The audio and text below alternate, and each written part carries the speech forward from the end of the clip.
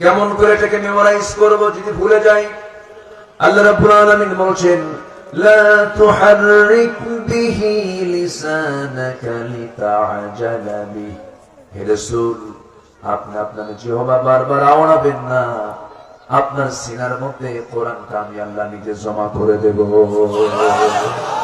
তাহলে যারা হাফেজ, আল্লাহ তাদের সিনার মধ্যে আল্লাহ নিজে জমা করে দেয়। ভাবতেছেন যারা সাধারণ কোন বান্দা, কোরআনের যারা হাফেজ হয় তারা সাধারণ বান্দা না, কিন্তু স্পেশাল। কার স্পেশাল বান্দা? 30 পারা কোরআন তারা মুখস্থ করে, হিফজ করে কোরআন সংরক্ষণের দায়িত্ব তারা পালন করছে। জোরে বলি সুবহানাল্লাহ। এই দায়িত্ব কে দিয়েছেন? আল্লাহ দিয়েছেন। তবে হ্যাঁ, এটাও বলে রাখি বাবারা, শুনে রাখো, হাফেজ যারা আছে, এই দুনিয়াতে কোরআন মুখস্থ করে যদি কেউ ভুলে যায়, না পড়ার কারণে, অবহেলার কারণে যদি কোরআন পড়ে যদি কেউ ভুলে যায়, কিয়ামতের দিন ওই সমস্ত বান্দাগুলোকে আল্লাহ রাব্বুল আলামিন গোশত ছাড়া, হাড় ছাড়া তাকে কঙ্কাল সার করে কিয়ামতের দিন তুলবেন, যাতে কোনো গোশতও থাকবে না, গোশতও থাকবে না, চামড়াও থাকবে না, শুধু হাড় থাকবে। নাউজুবিল্লাহ বলে। কি বুঝতে পারলেন তো কত ভয়ঙ্কর এটা? হাফেজ হয়ে যদি হিফজ কমপ্লিট করার পরে যদি কোরআনটা যদি অবহেলায় ভুলে যায়, তাহলে আল্লাহ রাব্বুল আলামিন কিয়ামতের দিন তাকে কেমন করে তুলবেন?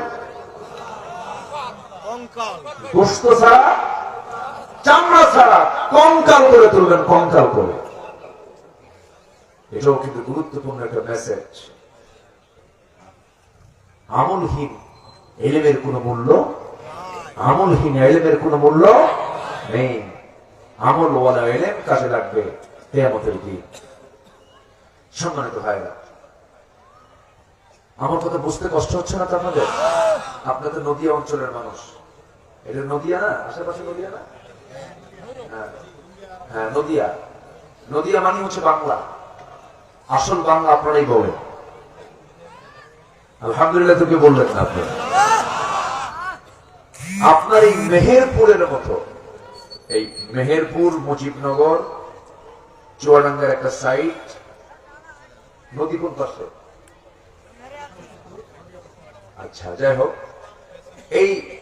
এই লম্বা একটা জমটা, যেটা এই এলাকার মানুষের বাংলা শুদ্ধতার সাথে পৃথিবীর কোনো বাংলা পারবে না। জোরে বলি আলহামদুলিল্লাহ।